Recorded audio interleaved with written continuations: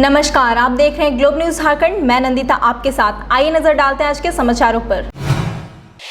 आखिर 1 महीने बाद यौन शोषण के आरोपी मंत्री के पूर्व चालक मुन्ना सिंह को पुलिस ने गिरफ्तार कर जेल भेज दिया। आपको बता दें कि कदमा के रहने वाली एक शादीशुदा महिला के साथ मंत्री बन्ना गुप्ता के पूर्व चालक प्रद्युत सिंह उर्फ मुन्ना सिंह ने शादी का झांसा देकर 8 वर्षों तक यौन शोषण किया। इस बीच उसने महिला को अपने पति से तलाक लेने के लिए भी राजी कर लिया था।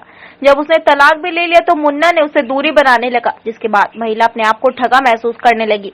उन्होंने स्थानीय थाने में मुन्ना सिंह के खिलाफ मामला दर्ज करा दिया था, लेकिन कोई कार्रवाई नहीं होने पर उसने न्यायालय की शरण ली और न्यायालय द्वारा उसे गिरफ्तार करने के लिए 14 जून 2021 को दिए गए परिवार के आलोक में मामले की जांच की थी, जिसमें यह तथ्य पाया गया था कि महिला द्वारा लगाया गया आरोप सही है। लेकिन इसी बीच आरोपी मुन्ना सिंह फरार हो गया। इधर महिला ने भी इसकी गिरफ्तारी नहीं होने से 4 दिन पूर्व एसएसपी से भेंट कर न्याय की गुहार लगाई थी। इसके बाद पुलिस ने उसे गिरफ्तार कर बुधवार को न्यायिक हिरासत में भेज दिया। यौन शोषण की धाराओं में और अनुसूचित जाति जनजाति अत्याचार निवारण अधिनियम की धाराओं में प्राथमिकी दर्ज की गई थी, जो मामला अनुसंधान अंतर्गत है। अनुसंधान के क्रम में आए तथ्यों और साक्ष्यों के आधार पर उनके विरुद्ध लगाए गए सभी आरोपों को सत्य पाया गया। तदुपरांत उनकी गिरफ्तारी का आदेश निर्गत था और उसके आलोक में आज प्रातः उनकी गिरफ्तारी सुनिश्चित की गई और गिरफ्तारी के उपरांत उनको न्यायिक अभिरक्षा के लिए अग्रसारित किया गया। मूसाबनी में ठेकेदार के लापरवाही के कारण एक मजदूर की ऊंचाई से गिरने से मौत हो गई। अक्सर यह देखा जाता है कि ऊंचाई में काम करने के दौरान मजदूरों द्वारा सेफ्टी बेल्ट को नजरअंदाज करते हैं और ठेकेदार भी इस ओर ध्यान नहीं देते हैं, जबकि नियमतः ऊंचाई में काम करने के दौरान सेफ्टी बेल्ट का उपयोग करना अनिवार्य है, लेकिन ऐसा ठेकेदार के द्वारा पालन नहीं कराया जाता। इसी वजह से आज एक मजदूर की मूसाबनी में कंस्ट्रक्शन का काम करने के दौरान ऊंचाई से गिरने से मौत हो गई।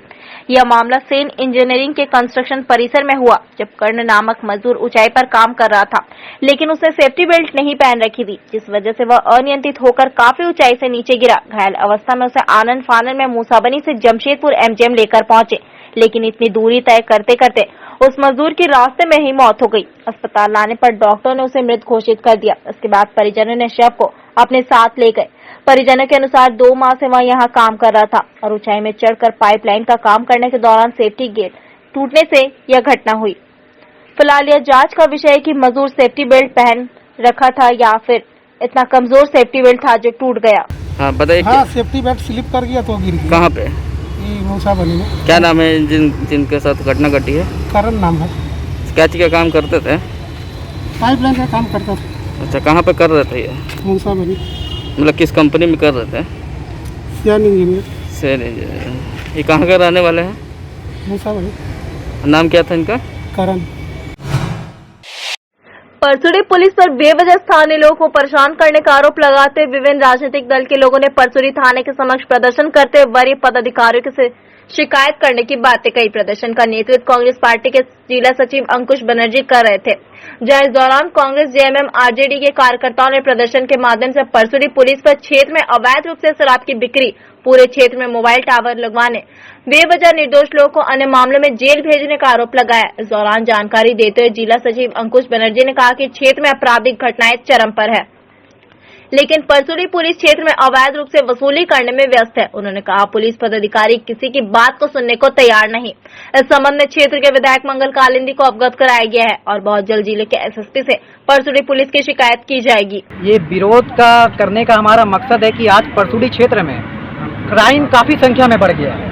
क्षेत्र में जगह जगह पे अवैध धंधे, अवैध कारोबार हो रहा है, जिसमें नकेल कसने के जगह पे उन लोगों से साठ-गांठ करके पैसे उगाही करने का आज प्रशासन काम कर रही है।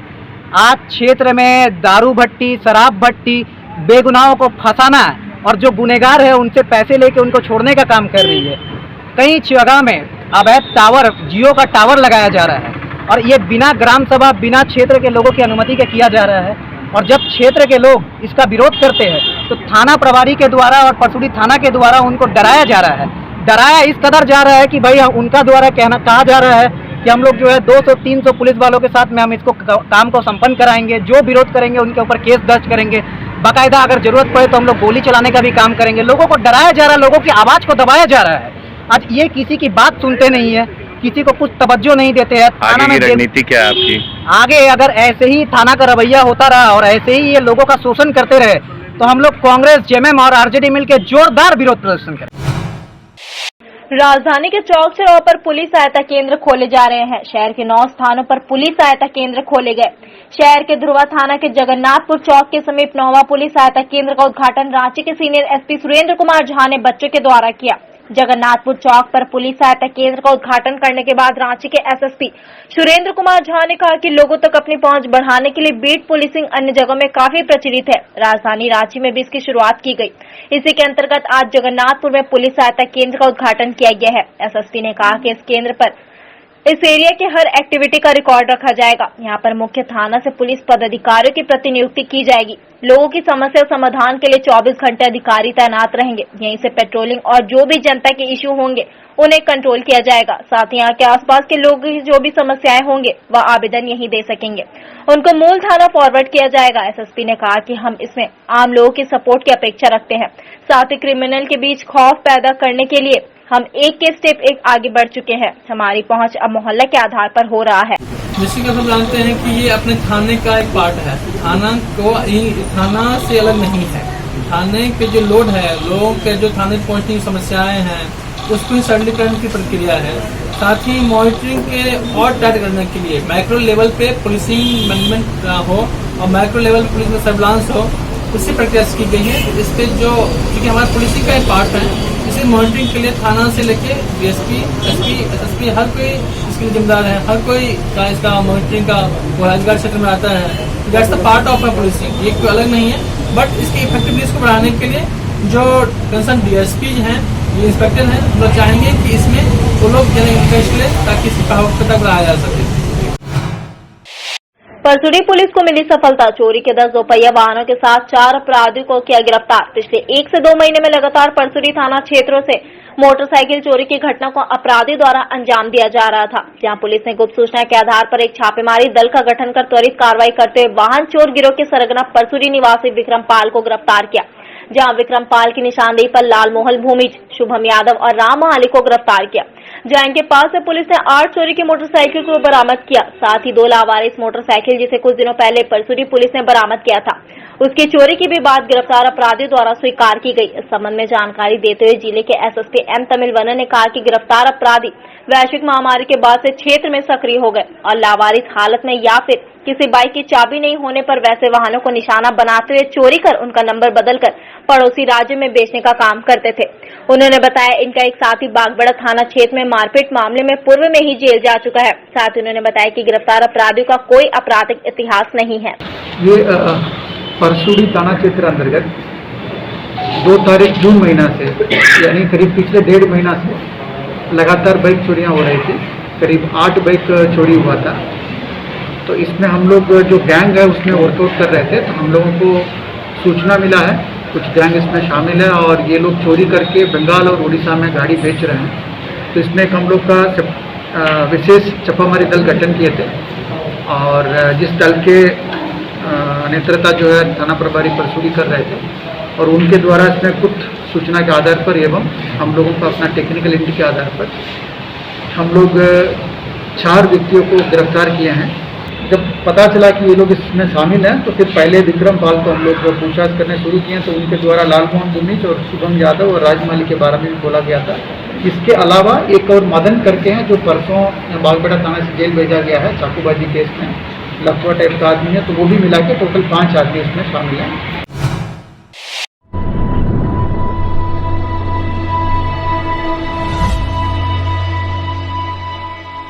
JSR on Wheels introducing one-way ride. Reliable, comfortable, safe, secure, reasonable. Quality service at your doorstep. JSR on Wheels introducing one-way rides. You can book from anywhere. JSR on Wheels के साथ जुड़कर अपने सफर को सुहाना बनाएं और सफर का आनंद उठाएं, क्योंकि हम अपने कस्टमर्स की सेफ्टी का पूरा ख्याल रखते हैं। आज ही अपनी राइड्स बुक करें JSR on Wheels के एप्लीकेशन के माध्यम से और अपने सफर को आसान बनाएं। Cities available for rides are Jamshedpur, Dhanbad, Bokaro, Ranchi, Kolkata, Patna. Just book your ride and we'll provide quality service at your doorstep. जिंदगी एक सफर है सुहाना, JSR on wheels पे ही जाना।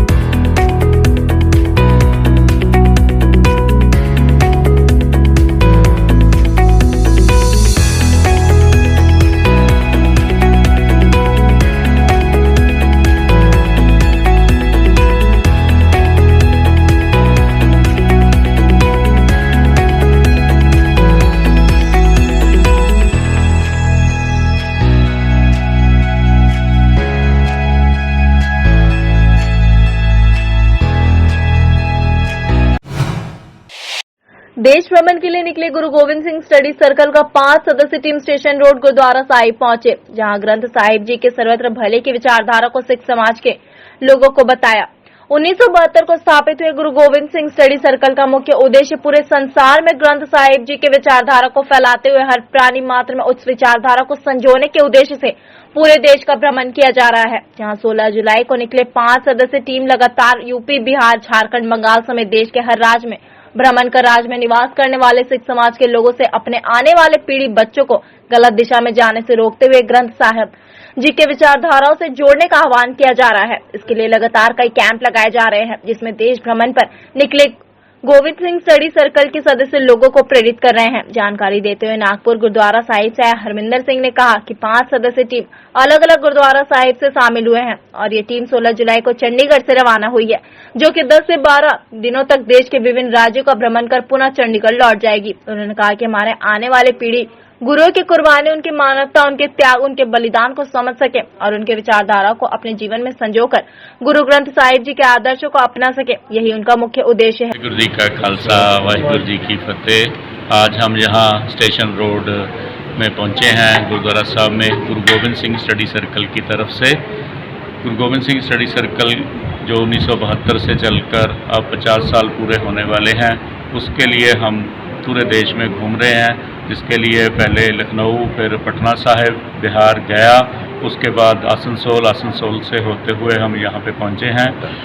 तो गुरु गोविंद सिंह स्टडी सर्कल का मेन मोटिव गुरु ग्रंथ साहिब जी के सर्वत्र के भले की जो विचारधारा है उसको संसार भर में फैलाना, हर एक प्राणी मात्र तक उस विचारधारा को लेके जाना हमारा ये मेन मोटिव है। इसके लिए हम संसार भर में कैंप लगा रहे हैं, बच्चों के पर्सनैलिटी डेवलपमेंट कैंप लगा रहे हैं, उनके लीडरशिप ट्रेनिंग कैंप लगा रहे हैं। इसी मोटिव के लिए हम यहाँ पे भी पहुँचे हैं। यहाँ पे हमने सबको ये संदेश दिया कि अपने आप को संभालो, अपने बच्चों को, अपनी नई पीढ़ी को संभालो और उसको गुरु ग्रंथ साहिब की जो सर्वत्र के भले की विचारधारा है, जो एक मानवता को संदेश देने वाली विचारधारा है, उस विचारधारा के साथ जुड़ने के लिए हमने सबको प्रेरित किया। झारखंड यात्री संघ द्वारा एक बैठक बुलाई गई थी, जिसमें सारे पदाधिकारी और अध्यक्ष प्रेम मित्तल मौजूद रहे। बैठक मुख्य रूप से डीजल, पेट्रोल, सीएनजी ऑटो का किराए पर चर्चा की गई। बैठक में इस बात का गहरा आक्रोश व्यक्त किया गया कि डीजल ऑटो वाले कोरोना काल में किराया 2 गुना से 3 गुना तक वृद्धि कर आम लोगों से वसूल रहे हैं, जो कि अवैध है। बैठक में निर्णय लिया गया कि कल उप परिवहन आयुक्त सचिव से मिलकर संघ द्वारा गहरा आक्रोश व्यक्त किया जाएगा और मनमाने ढंग से बढ़ाया गया किराया विरोध किया जाएगा। इस बैठक में कई झारखंड यात्री संघ के अधिकारी मौजूद रहे। देखिए, रांची झारखंड की राजधानी है, लेकिन दुर्भाग्य है रांची वासियों का कि यहाँ अभी तक कोई पब्लिक ट्रांसपोर्ट सिस्टम नहीं है। रांची के लोगों को केवल टेम्पो, डीजल ऑटो और टेम्पो वालों पर डिपेंड करना पड़ता है और इन लोगों की मनमानी है। कोरोना काल में इन लोगों ने 2 गुना से 3 गुना बढ़ा दिया, लेकिन मोनोपोली है, चूँकि कोई विकल्प नहीं है जनता के पास और सब बर्दाश्त कर रहे हैं। जबकि सरकार का पावर है, सरकार का अधिकार है कि वो भाड़ा फिक्स करे, परमिट देती है तो भाड़ा भी फिक्स करने का अधिकार उसी को है।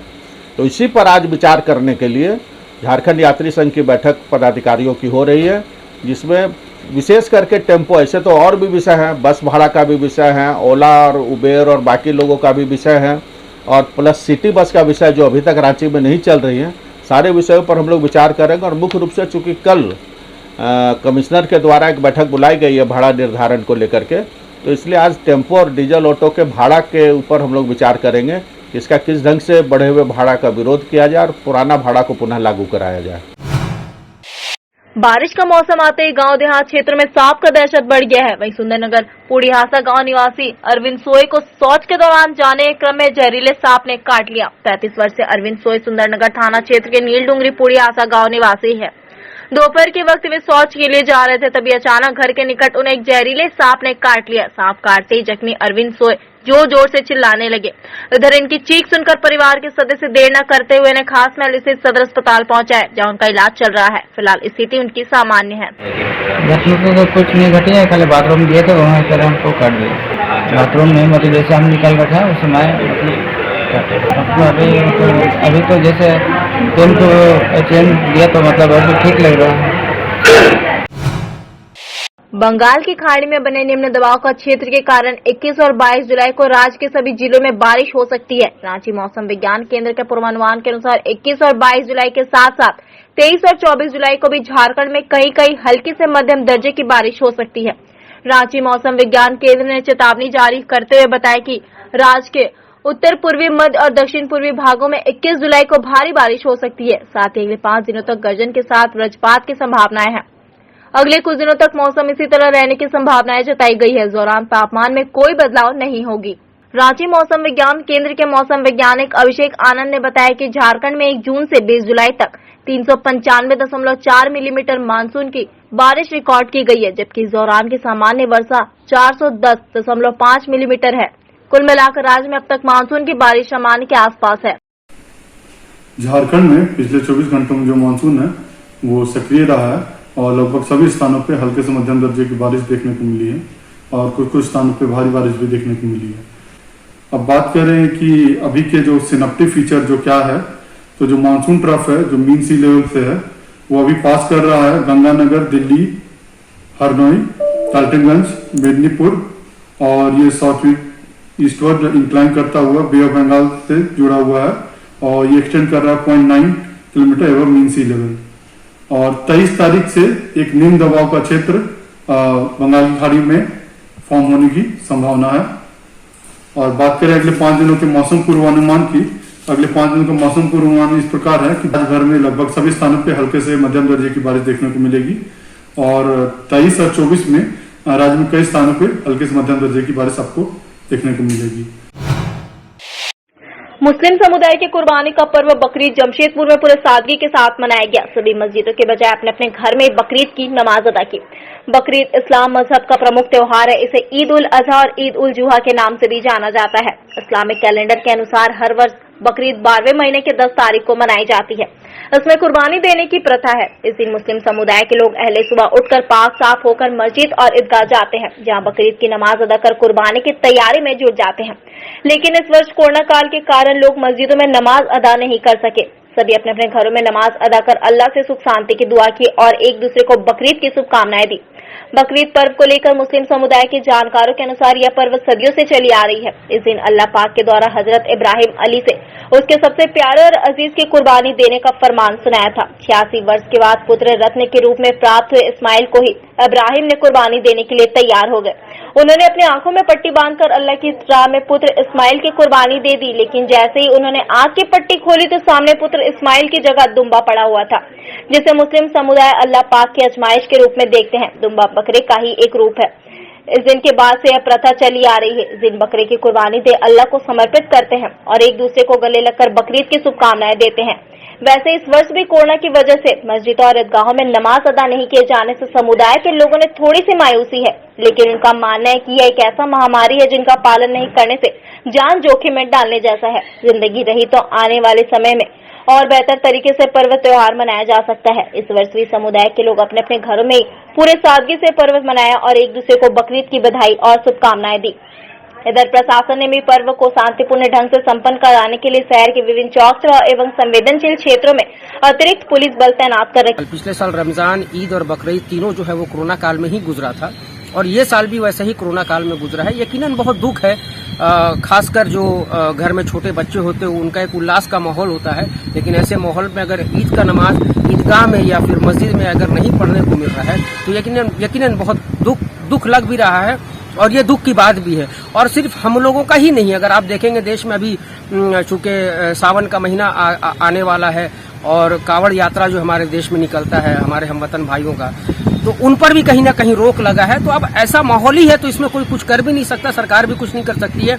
लिहाजा लोगों को भी ये प्रोटोकॉल को मानना चाहिए, हम लोग को भी मानना चाहिए और सारे समुदाय को लोगों को मानना चाहिए, क्योंकि अगर हम जिंदा रहेंगे तो ही इस तरह का फेस्टिवल पर्व या आगे कुछ कर पाएंगे। तो ये जिंदा रहना सबसे पहले जरूरी है, उसके बाद फिर मस्जिद में नमाज पढ़ना या मंदिरों में पूजा करना या बाकी सारे जो फेस्टिवल या चांद का 10वां दिन ईद उल अजहा बड़े ही हर्षोल्लास के साथ मुस्लिम धर्मावलंबियों द्वारा अपने अपने घरों में शारीरिक दूरी बनाते हुए नमाज अदा कर परिवार के साथ ईद मना रहे हैं। इस मौके पर मुस्लिम धर्मावलंबियों द्वारा एक दूसरे को गले लगकर ईद की बधाई दे रहे हैं और अपने देश के कोरोना की मुक्ति की कामना अल्लाह ताला से कर रहे हैं। अनवर अली ने बताया कि अब बकरीद कुर्बानी का बहुत बड़ा पर्व है, हमें अल्लाह ताला के चरणों में अपने प्रिय से प्रिय वस्तु को निछावर करने की सीख देता है। सबसे पहले अपने पूर्वजों को कब्रिस्तान में जाकर हम लोग उनकी आत्मा की शांति की कामना करते हैं, जिसके बाद बकरीद की नमाज अदा की जाती है।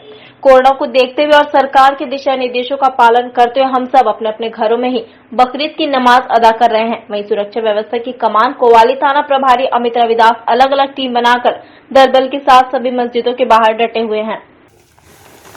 जो साहिब निसाब नहीं है, लेकिन हुजूर साहब वो आदमी को भी जैसे हम लोग दाढ़ी नाखून ये नहीं कराते हैं, वो सारा आदमी को भी ये जो है ना आज का दिन तक दाढ़ी नाखून हम लोग नहीं करते। ऐसे नहीं कि जो कुर्बानी करते हैं वही करता है, उनके लिए कानून सेम है, लेकिन जिसका नहीं है बेचारा नहीं करते। अल्लाह की बारगाह में ये दर्शाना चाहते हैं कि जब अल्लाह का हुक्म हो तो अपने सारा चीज़ दुनिया से लेके सारे चीज़ अपने तन और धन को अल्लाह की राह पर कुर्बान कर देते हैं। आज हमारा एक ऐतिहासिक दिन है। आज ही के दिन में हमारे नबी इब्राहीम अलैहिस्सलाम ने अपने बेटे इस्माइल अलैहिस्सलाम की कुर्बानी का उन्हें हुक्म हुआ था और उन्होंने अपने बेटे इब्राहीम अलैहिस्सलाम को कुर्बानी के लिए कुर्बानी देने का काम किए थे, लेकिन अल्लाह के हुक्म से उन्हें ये कुर्बानी बहुत पसंद आई और अल्लाह ने उनकी कुर्बानी को कबूल किया और उनके बेटे की जगह में जन्नत से एक दुम्बा आया और उनके बेटे की जगह पर उन दुम्बा की कुर्बानी हो गई। CTA Aviation and Hospitality Management.